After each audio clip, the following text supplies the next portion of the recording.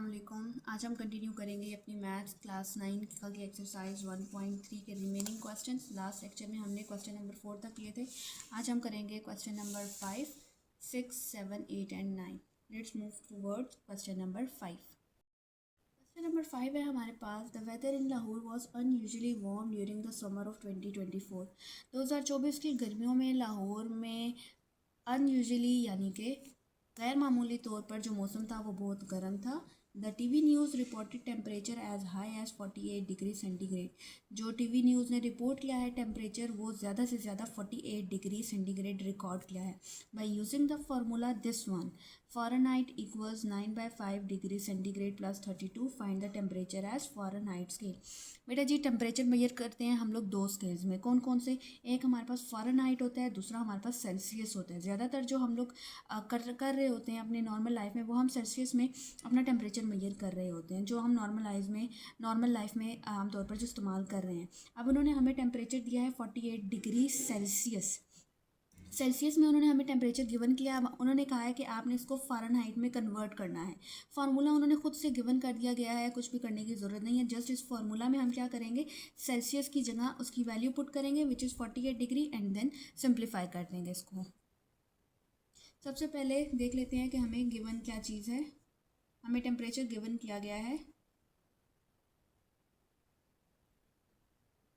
Temperature in Celsius में हमें दिया गया है जो कि है 48 degree Celsius centigrade. By using the formula, अब फार्मूला हमने कौन सा यूज़ करना है, हमने फाइंड करना है टेम्परेचर इन फ़ारेनहाइट। फार्मूला हम यूज़ कर लेते हैं जो कि उन्होंने गिवन दिया गया है, इक्वल्स 9/5 डिग्री प्लस 32। इसके अंदर सी की जगह उसकी वैल्यू पुट करेंगे विच इज़ 48 डिग्री प्लस 32। इसको सॉल्व आउट कर लेते हैं। 9 48 के साथ मल्टीप्लाई करें तो हमारे पास बनता है 432 डिग्री डिवाइड बाय 5 प्लस 32। 432 को 5 के साथ डिवाइड करेंगे तो हमारे पास आएगा 86.4। इसमें प्लस 32 ऐड कर लेते हैं, इसमें 32 ऐड करेंगे तो हमारे पास आंसर आएगा 118.4 डिग्री फ़ारेनहाइट। ये हमने कन्वर्ट किया है सेल्सियस से फ़ारेनहाइट में। नंबर 6 है हमारे पास, the sum of the ages of the father and the son is 72 years. Age वाला क्वेश्चन हमें दिया हुआ है, थोड़ा सा ट्रिकी होता है, इसको समझिएगा।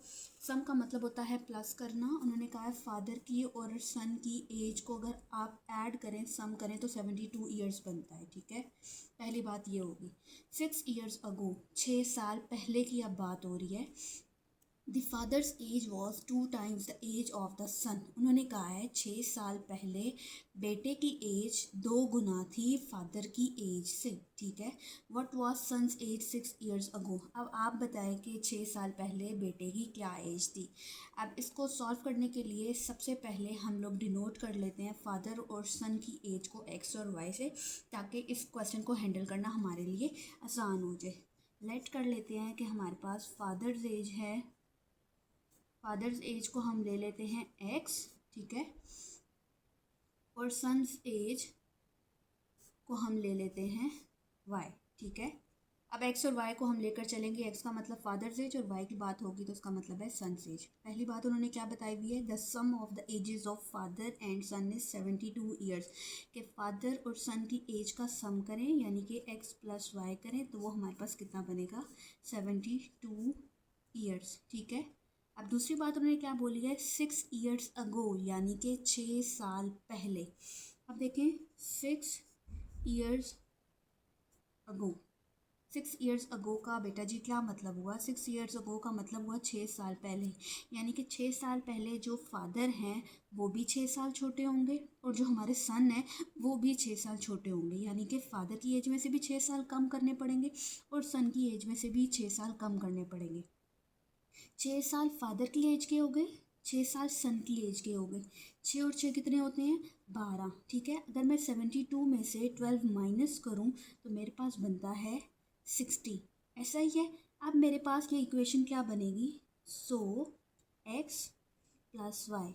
अगर 6 साल पहले मैं फादर और सन की एज का सम करूं तो 6 साल यानी कि 12 साल इसमें से टोटल में से निकाल दूं तो मेरे पास बननी चाहिए 60 years. I hope you understand this concept कि हमने 12 साल माइनस कर दिए हैं क्योंकि हम 6 साल पहले की बात कर रहे हैं। अब ये 6 साल पहले की हमारे पास कंडीशन बन गई है which is x plus y equals 60 years.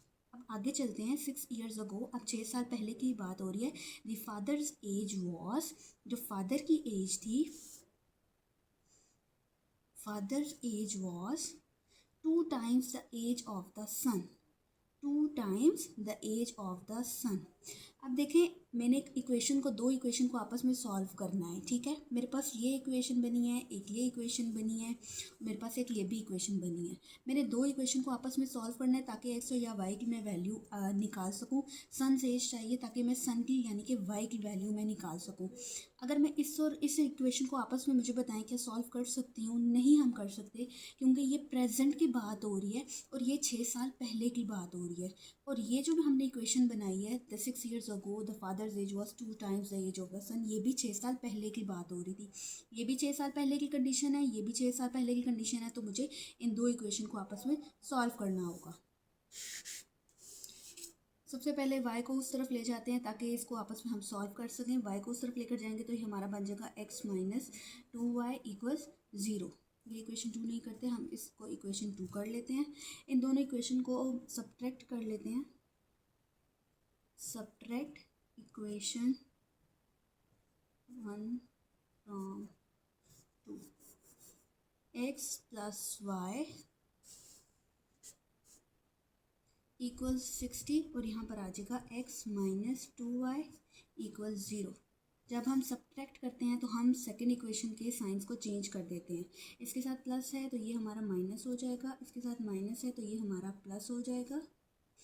फिर ये 0 के साथ कोई साइन नहीं होता, न्यूट्रल इंटीजर है। x minus x 0 cancel out, y plus 2y is 3y equals 60 plus 0 is 60। इसको सॉल्व करें तो मेरे पास आ जाएगा y equals 60 divided by 3, 3 20s are 60। So y हमारे पास क्या आ गया है, 20 ईयर्स। सन्स एज हमारे पास क्या आई है, 6 साल पहले। सन्स एज इक्वल्स, जो 6 साल पहले जो सन है वो हमारा 20 साल का था। आई hope you understand the concept. Question number 7 की तरफ चलते हैं। Mirha bought a toy for ₹1500। Mirha ने एक खिलौना ख़रीदा है, कितने रुपए का, 1500 रुपये का। And sold for ₹1520। और जो उसने बेचा है, उसने ख़रीदा 1500 का था और उसने फिर वो बेचा है 1520 रुपये का। What was her profit percentage. आपने प्रॉफिट परसेंटेज फाइंड करनी है। प्रॉफिट परसेंटेज का सबसे पहले मैं आपको बताती हूँ कि फॉर्मूला क्या होता है। प्रॉफिट परसेंटेज का हमारे पास फॉर्मूला होता है profit divided by cost price multiply by 100%।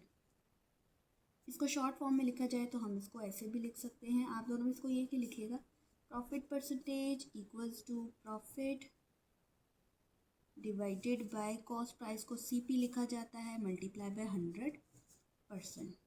इस फार्मूले से हम प्रॉफिट परसेंटेज फाइंड करेंगे। ये फार्मूला यूज़ करने के लिए हमें पहले फाइंड करना पड़ेगा प्रॉफिट। ये सबसे पहले हमें प्रॉफिट निकालना पड़ेगा। प्रॉफिट का मतलब क्या होता है, प्रॉफिट का मतलब होता है मुनाफा या फ़ायदा हमें कितना हुआ है। अब देखिए, फॉर एग्जांपल आपको एक मिसाल देती हूँ। आपने एक पेन बनाया है, आपने पेन बनाया है और पेन बनाने में आपको 50 रुपये लगे हैं।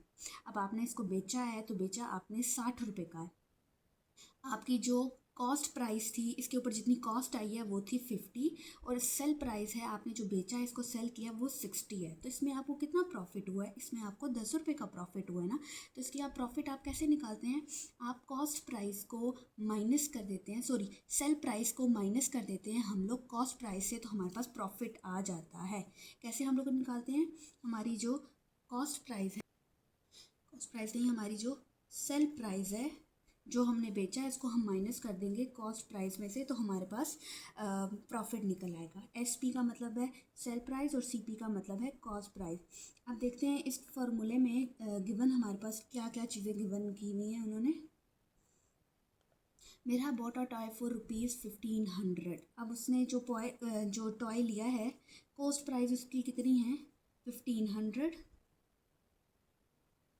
एंड सोल्ड फॉर ₹1520, और उसकी सेल प्राइस क्या है, उसने बेचा कितने में है ₹1520 में। What was her profit percentage, अब प्रॉफिट परसेंटेज हमने फाइंड करनी है। ठीक है, सबसे पहले प्रॉफिट निकाल लेते हैं।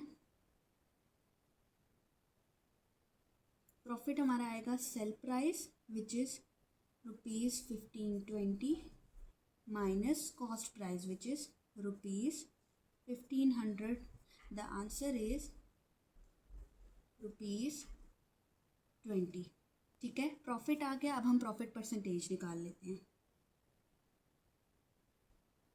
Profit percentage equals to profit जो कि आया है ₹20 divided by cost price which is ₹1500, और इसको अब हम लोग मल्टीप्लाई कर देंगे 100 के साथ, ये हमारा आंसर आ जाएगा। 20 को 0 देखें, 0 के साथ कैंसिल हो गया, एक ये 0 इस 0 के साथ कैंसिल कर दें, पीछे मेरे पास बचता है 2/15 मल्टीप्लाई बाय 10%। ठीक है, अब इसको अगर हम सॉल्व करें तो मेरे पास बनता है जी 2 10s are 20/15%। 20 को 15 पर डिवाइड करें तो ये हमारे पास आंसर आ जाएगा 1.33%। This is our required answer. Move to the next question. Question number 8 है हमारे पास। The annual income of Tayyab is ₹9,60,000। जो एनुअल इनकम मीन्स है साल में जो उसकी इनकम बन रही है तैयब की, वो है 9,60,000। While the exempted amount is ₹1,30,000। Exempted का मतलब है जो अमाउंट निकाल ली जाती है, वो निकाल देता है इस सैलरी में से। जो एग्जेम्प्ट हो रही है वो है हमारी 1,30,000। एनुअल इतनी थी, एग्जेम्प्ट इतनी हो रही है। हाउ मच टैक्स वुड भी have to pay at the rate of 0.75%। देखिए तीन बातें उन्होंने कही हुई हैं। पहली बात बताई हुई है कि वो साल में इतना कमा रहा है। दूसरी बात ये कही हुई है कि वो उसकी इतनी अमाउंट एग्जेम्प्ट हो जाती है, उसकी सैलरी में से निकल जाती है, निकाल दी जाती है। अब आप ये बताएं कि उसको कितना टैक्स पे करना पड़ रहा है 0.75% के हिसाब से रेट उन्होंने दे दिए। अब आप क्या करोगे, उसकी एनुअल अमाउंट में से पहले एग्जेम्प्टेड जो सी अमाउंट है उसको निकाल लोगे। माइनस करने के बाद जो उसकी सैलरी बच रही है, जो उसकी इनकम बच रही है, उस पर आपने फाइन करना होगा कि वो कितना टैक्स देना पड़ रहा है उसको, किस हिसाब से 0.75% के हिसाब से। अब हमने क्या करना है, सबसे पहले देखते हैं, गिवन लिख लेते हैं कि हमें क्या क्या दिया हुआ है। सबसे पहले उसकी हमें दी हुई है एनुअल इनकम।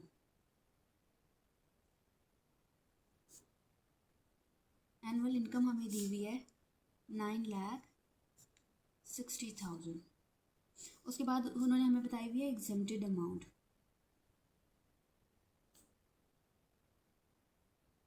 एग्जेम्प्टेड अमाउंट हमें दी हुई है ₹1,30,000। How much tax would he have to pay at the rate of 0.75%। Rate of tax हमें कितना दिया हुआ है 0.75%। ठीक है, अब हमने क्या फाइंड करनी है, टैक्सेबल अमाउंट हमने फाइंड करनी है। ये बातें हमें उन्होंने बताई हुई हैं और जो हमने फाइंड कर दी हैं। अब सबसे पहले हम लोग फाइंड कर लेते हैं वो अमाउंट जो कि टैक्सेबल अमाउंट सॉरी हमने फाइंड नहीं करनी, हमने टैक्स फाइंड करना है कि वो कितना पे कर रहा है। ठीक है, सबसे पहले हम एग्जेम्प्टेड अमाउंट को निकाल लेते हैं, वो अमाउंट फाइंड कर लेते हैं जिस पर उसको टैक्स देना पड़ रहा है। हम पहले फाइंड करेंगे टैक्सेबल अमाउंट, यानी कि वो अमाउंट जिस पर वो टैक्स पे कर रहा है उसको करना पड़ेगा, जो कि फाइंड होगी हम एनुअल इनकम को माइनस करेंगे एग्जेम्प्टेड अमाउंट में से।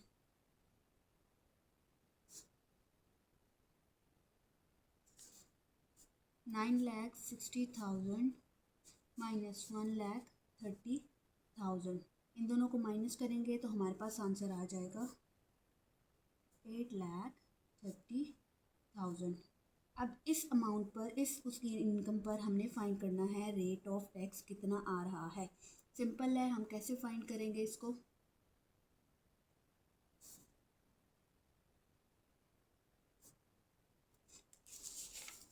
अमाउंट ऑफ टैक्स हमारे पास कैसे निकलेगी, हमने सिंपल मल्टीप्लाई करना है जिस अमाउंट पर उसको टैक्स देना पड़ रहा है और रेट ऑफ टैक्स को मल्टीप्लाई कर दें 0.75% को मल्टीप्लाई करेंगे तो हमारे पास आ जाएगा ₹6,225। उसको अपनी अमाउंट पर एक साल में इतना टैक्स पे करना पड़ रहा है। ठीक है, move to the next question. Question number 9 है हमारे पास, find the compound markup on ₹3,75,000 for 1 year at the rate of 14% compounding annually. Compound markup होता क्या है बेटा जी? कंपाउंड मार्कअप का मतलब है, कंपाउंड का मतलब है इकट्ठा मुनाफे पे मुनाफा, मार्कअप का मतलब है मुनाफा जो उनको हो रहा है, इकट्ठा मुनाफा जो उनको हो रहा है। यानी कि फॉर एग्जांपल आप बैंक में अपने कुछ रकम रखवाते हो, उस पर आपको फ़ायदा होता है, एक साल बाद आपको कुछ अमाउंट एक्स्ट्रा मिल रही होती है, कुछ परसेंटेज आपको रेट फिक्स कर दिया जाता है, उस पर आपको वो अमाउंट एक्स्ट्रा मिल रही होती है, मुनाफा उस पर जो मार्कअप मिल रहा होता है। उसी की बात हो रही है, उसी तरीके का ये कि आप बताएं कि कंपाउंड मार्कअप इतने पैसे हैं, इतनी रुपीज़ हैं 3,75,000 पर। अब आप बताएं कि एक साल में 14% रेट के हिसाब से कितना कंपाउंडेड एनुअली उसको मुनाफा हो रहा है, ये हमने फाइंड करना है। ठीक है, सबसे पहले देख लेते हैं कि हमें गिवन क्या क्या चीज़ें हैं। कंपाउंड मार्कअप को हम डिनोट करते हैं C.I से। कंपाउंड मार्कअप हमने फाइंड करना है। अब रुपीज़ जो हमें प्रिंसिपल अमाउंट, उसको हम नाम देते हैं प्रिंसिपल अमाउंट जो हमें दी हुई है, प्रिंसिपल अमाउंट को हम डिनोट करते हैं बेटा जी P के साथ, और ये हमें अमाउंट दी हुई है 3,75,000। ठीक है, टाइम हमें कितना दिया हुआ है, टाइम को हम डिनोट करेंगे T के साथ 1 ईयर का, और रेट हमें कितना दिया हुआ है, रेट को आप R से डिनोट करोगे, रेट हमें दिया हुआ है 14%। ठीक है, अच्छा जी, कंपाउंड मार्कअप फाइंड करने का जो फार्मूला है वो हम देख लेते हैं। सिंपल आप वो फार्मूला याद रखें और उसमें पुट कर लें और हमारे पास आंसर आ जाएगा, और कोई इसके अंदर मुश्किल काम नहीं है। फार्मूला है हमारे पास कंपाउंड मार्कअप का, हमारे पास आता है, हम मल्टीप्लाई करते हैं rate multiply by time multiply by principal amount, just P लिखें प्रिंसिपल अमाउंट, इसको हम डिवाइड कर देंगे 100 के साथ। सिंपल फार्मूला में आप वैल्यूज पुट करें, then you can get the correct answer. इसमें पुट कर लेते हैं कंपाउंड मार्कअप, रेट है हमारे पास 14%, मल्टीप्लाई बाय टाइम है हमारे पास 1 year, multiply by principal amount है हमारे पास 3,75,000, इसको हमने डिवाइड करना है 100 के साथ। इसको जब हम लोग सॉल्व करेंगे तो हमारे पास आ जाएगा 57,500। ये है हमारा कंपाउंड मार्कअप कि एनुअली उसको इतनी अमाउंट का फ़ायदा हो रहा है। I hope you get the concept of this exercise. अल्लाह हाफिज़।